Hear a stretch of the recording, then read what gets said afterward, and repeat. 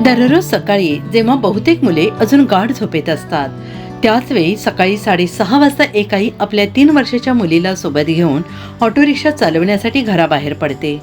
ही कथा आहे कल्याणमधील असलेल्या कोमल गायकवाड या महिलेची, जी आज आपल्या मुलीच्या उज्ज्वल भविष्यासाठी संघर्ष करते आहे. शहरात अनेक महिला ऑटो चालवत असल्याचे कोमल गायकवाड यांनी पाहिलं. त्यांना स्वतःला ऑटो चालवता येत असल्याने त्यांनी हे काम करण्याचे ठरवले. त्यांनी एक ऑटो भाड्याने घेतला आणि मुलीला सोबत घेऊन काम सुरू केले.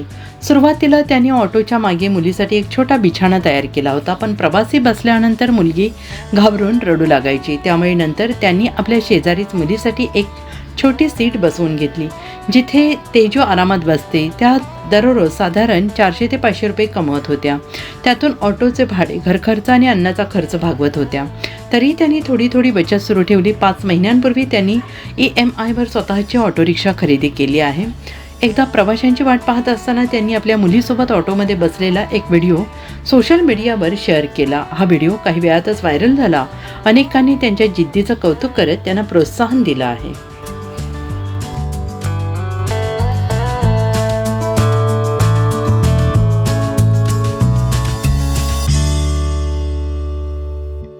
पासून हा व्यवसाय रिक्षा चालवतात? आता एक वर्ष झालं रिक्षा चालवतो. कोण कोण असतं घरी तुमचं? आम्ही दोघीच असतो.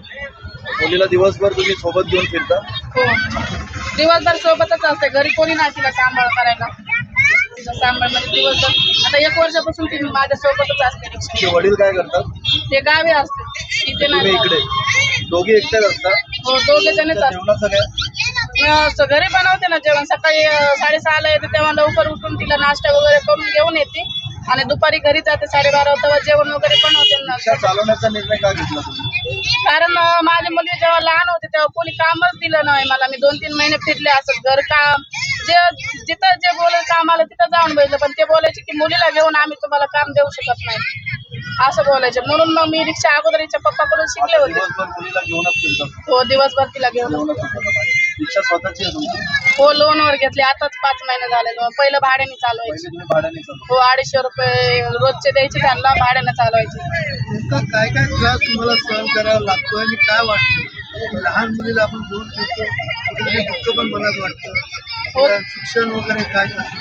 तिला मला खूप शिकवायचं. तिला मला चांगलं इंग्लिश मीडियममध्ये शिक्षण द्यायचंय. तिला चांगलं घडवायचंय की तिनं कोणावर पण अवलंबून राहू नये. जशी माझ्या वेळ आली तसं तिच्यावर येऊ नये असं मला वाटते. म्हणून मी एवढी धडपड करते. आणि मला स्वतःचं माझं घर नाही, मला भाड्यासाठी खूप म्हणजे त्रास सहन करावं लागतं की भाडं टायमावर नाही भरलं म्हणून.